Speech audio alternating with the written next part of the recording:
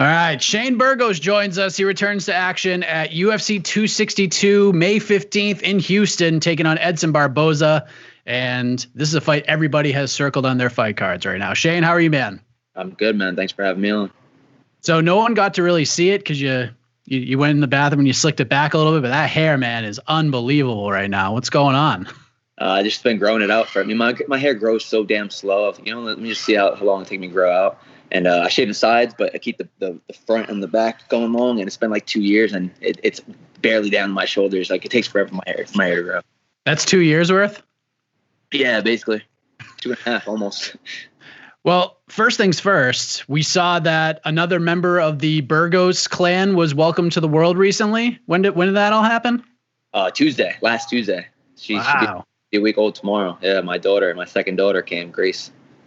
So, I mean, you're a top 10 guy at 145. You got a guy like Edson Barboza standing across from you in less than 2 weeks. There's plenty of motivation there already, but I'm sure this new addition puts it over the top even more, having a new baby in the house, right? 100%. I mean, you can't even put that into words. Yeah, I'm not just fighting for myself. I mean, I've had my first daughter. She's 4 years old now, so I'm always fighting for her. But now to have two mouths to feed and a wife, yeah, man, it's everything I do is for my family. You're outnumbered now, 3-1. Yeah, and I have a girl cat too. So. 4-1. So, man, this is a fun fight coming up in Houston, Shane. Like, I'm sure when the contract came and you saw Edson Barboza's name on the other side of it, this one probably checked off all the boxes for you, right? Absolutely. It's one of those fights that I was like, yes. Coming off that fight with Emmett, I only want guys that are exciting like this and killers like Edson. And those kind of fights excite me. They wake me up in the morning. They make me get my ass out of bed and get my ass on the treadmill and get to the gym. These are the fights that I live for. Because I'm a huge fan of the sport. Everybody knows I'm obsessed with this sport. This is one of those fights on paper. It can you play this fight 100 times, it'll never be boring on paper. It's never going to be boring. Just period. It's going to live up to all the hype. I know coming out of the Emmett fight, we spoke like a couple of days after. It was mostly about the rankings and how that all played out, and you weren't too thrilled about that. But one of the things that you were kind of pondering was like when you might be able to come back, because you said that you were willing to take as much time as needed because you weren't sure what kind of lingering injuries. I know you're going to get checked out and all these different things. What was there anything that you were able to discover after that fight, or were you all good? No, I was all good. Honestly, that was such a it was a war, and I came out of it basically unscathed. My hands actually didn't even hurt that bad. Usually after every fight, my hands are always sore as shit. But I was good after that fight. I took like a month off of sparring just because obviously it was a hard fight. Didn't want to get hit in the head right after fighting, and I had a little cut under my eye. But other than that, I was good. So with everything going on with your wife being pregnant and everything, the extra time off, I'm sure that was just fine with you. It to an extent. I was supposed to fight in January against Hakeem, and that fight fell through. So I mean, I wish that fight would have still went on, but everything happens for a reason. And I was going into that fight very compromised. I started that camp off with COVID, and getting over that. Literally got word of the fight being moved to. It was supposed to be in December. It got moved to January, and I got COVID as soon as I found out. I was like, you got to be fucking kidding me. So as soon as I got over COVID, I had to jump right into a fight camp. Had a bunch of little injuries that were just nagging and annoying as fuck. So when he got hurt and he had to pull out, I was like, you know what? Everything happens for a reason, and this was supposed to happen. Now you get Edson Barboza, obviously a long career at 155 before he made the drop. He had the fight with Dan Ige, lost a split decision, but a lot of people thought he won that fight, and then he gets the win over Makwan Amirkhani. And so far, he's looked pretty darn good down there at 145. And I know, like you said, you're obsessed with the sport. You watch everything. So what have you made of his move to 145 thus far? Yeah, he does look pretty good at 145. I can't lie, man, but he's looked good at 55 too. So I think he's a great opponent. I think he's a great test. Like I said, it's one of those fights that just gets me super excited. It's a guy that I know I have to bring my A game, not my B game, not my A- game. I got to come with the best Shane Burgos possible, and that's exactly what I plan on doing. So kind of going back to the rankings after the MF fight, I think you dropped like 5 spots to like number 14, and I think it's wild that you jumped up 5 more spots without even having to fight again. You're up to number 9. These rankings, like they're so wild, man.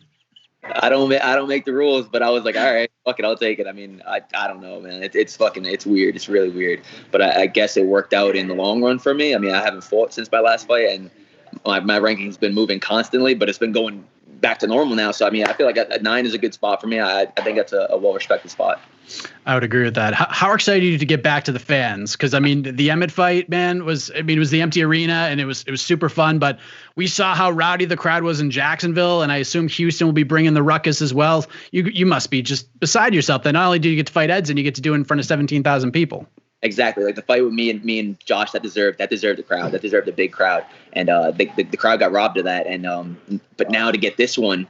This is a fucking barn burner, man. This is one of those fights that this deserves a crowd, and it's getting a full crowd, 17,000 fans in the arena. I can't wait just to make that walk and to feel that energy, because I didn't realize how much I missed that. But even like the weigh-in show, just when you're flexing on the scale and everybody's screaming your name and screaming for you, and then you do the face-off and your blood's pumping, and you can just feel that electric energy in the air. I literally can't wait to feel that again.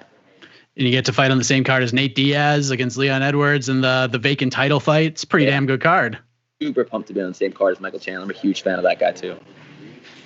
What did you think of UFC 261? Because I mean, the card was bananas. One of the most memorable events in UFC history. What were your biggest takeaways from watching that card a couple weeks ago? It was a phenomenal card from top to bottom. I watched every single fight on the card. Like I said, I'm a hardcore fan, so there's not one fight that I missed. It was crazy how every fucking fight was awesome. Every fight on the main card was a finish. It almost didn't even make sense. It was like this. It couldn't have won any better for the UFC for their first card back with the full arena. Not one fight fell out. I think everybody made weight. I think, right? Pretty sure, yeah. And it went quickly too. No one fell out. Everyone made weight. No COVID cases. Every single fight was amazing. It was everything I think the UFC wanted and more, because every single fight lived up to the hype. It was awesome. What did you think of Usman's knockout? Because one of the questions, people kind of like to compare him to GSP and see how close he is. But I think the more pertinent conversation, at least right now, is, is he the best fighter on the planet, pound for pound? Like, I mean, John Jones hasn't fought in a while. Usman's active. He keeps winning. He keeps getting better and better. Do you feel like pound for pound, Usman's the guy right now?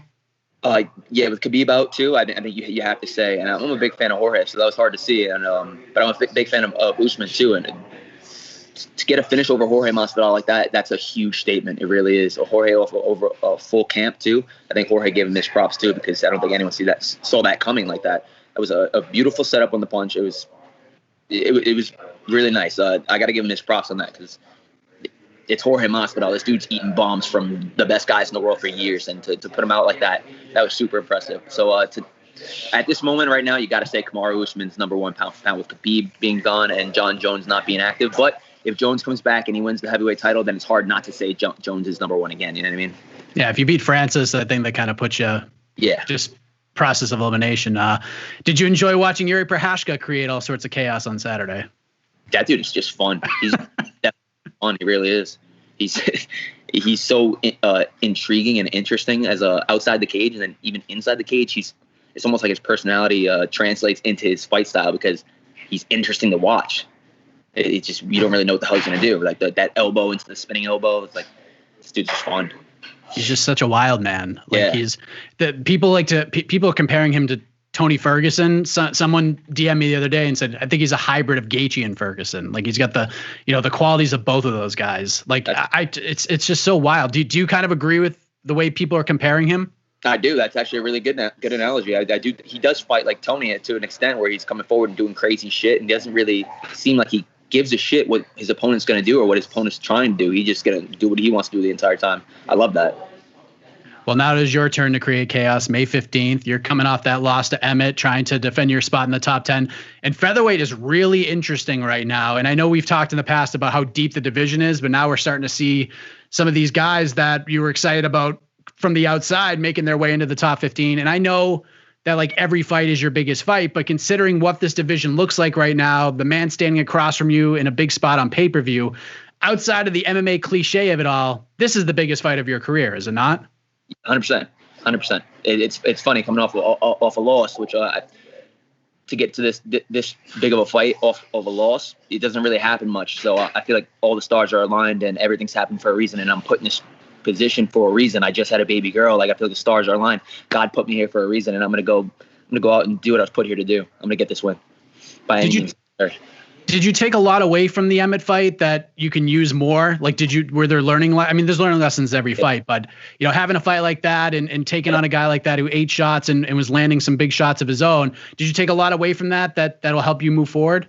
Yeah, more so mentally than physically. I think I had a little bit too much fun in that fight. It was I got caught up in the fun of the fight, and maybe it was a good thing the crowd wasn't there, or maybe I don't know. Maybe if the crowd was there, I'd have had better focus. I don't know. I just lost my focus a little bit and got caught up in the excitement of the fight because I knew how much fun it was. There was nobody there, and it still felt like there were people screaming. And I mean, it was weird how exciting it felt in the moment, and I got to just tone that back and stay disciplined. And that was the biggest thing I learned, just to stay disciplined. Don't feed into that. Like stay true to myself. I don't need to go out there and fight like a crazy man every single time. I can be technical and be elusive. Going back to Saturday's card, we host a matchmaking show that we record on Sunday mornings, and probably the most popular selection coming out of that event on Saturday from the listeners is that the winner of this fight between you and Edson Barboza should fight Giga Chikadze after the win over Cub Swanson, because he looked great. The Giga kick in the first round took almost a little over a minute to get it done. I'm sure you watched it. What did you make of Giga's performance? Oh, that was a beautiful kick, man. It looked like a round kick. Cub thought it was going to be a round kick. The way he switches his hip into a front kick at the last second, it was a beautiful kick. You got to give that guy props and take Cub Swanson out in a minute. That's a huge feather in his cap. So nothing but props to him for that, because that was nice. Does that fight? I mean, you're focused on Barboza right now. Does that fight interest you right now, or is he like a little too far back at this point? There's nobody that interests me right now besides Barboza. It would be negligent and immature for me to look past him. My focus is strictly on Barboza right now. Anything after or before, it's Barboza, and this is my world title fight. That's how I'm looking at it. This is my world title fight. It's a good way to look at it. So how do we get this thing done on May 15th? I know you're fired up. I could see it. The focus is there. What can we expect to see in Houston in front of all those fans? I'm getting my hand raised by any means necessary, hopping on a plane the next day, getting back home to my wife and my kids. I can't fucking wait to just come back home and be dad again. But I just can't wait to feel that energy too, man. Get my hand raised in front of all. I got a bunch of friends and family coming out. So for them to be there to see me win again and come back and get this huge win, like getting a win over Edson Barboza, that means something. You know what I mean? Everybody that's beaten him has been a top contender. So I don't think I'm just going to win this fight. I think this is going to be my breakthrough performance right here. I don't know exactly how it's going to end. I'm not a fortune teller or anything like that, but I feel like this is going to be my best performance. Who wins, Nate Diaz or Leon Edwards? I'm pulling for Nate, but it's hard to pick against Leon because he's been active. So I would pick Leon by decision, but I'm really hoping Nate wins. I know you're a big Chandler guy. Chandler. Do you think he walks out with the belt? I do. I really believe in that guy, man. That's probably my favorite fighter when it comes to his mental game and his mental side. He's so intriguing to me. Like anytime this dude has a podcast or an interview, I have to listen to it. The dude, he should be like a motivational speaker or some shit. It's unreal. I'm like, dude, I was listening to one of his podcasts this morning, actually, on my way to training. I was just like, damn, he's the fucking man. He really is. I used to bring him on like in the old days of my podcast. He would come on and he'd have to give me a quote that everyone would have to remember for the week, like a mantra to live their life by, and came through every time, just right off the top of his head. I'm pulling for that dude hard. Have you met him before? I know I never met him. I was supposed to be on the card with him for that last fight, the McGregor card, but that fell through.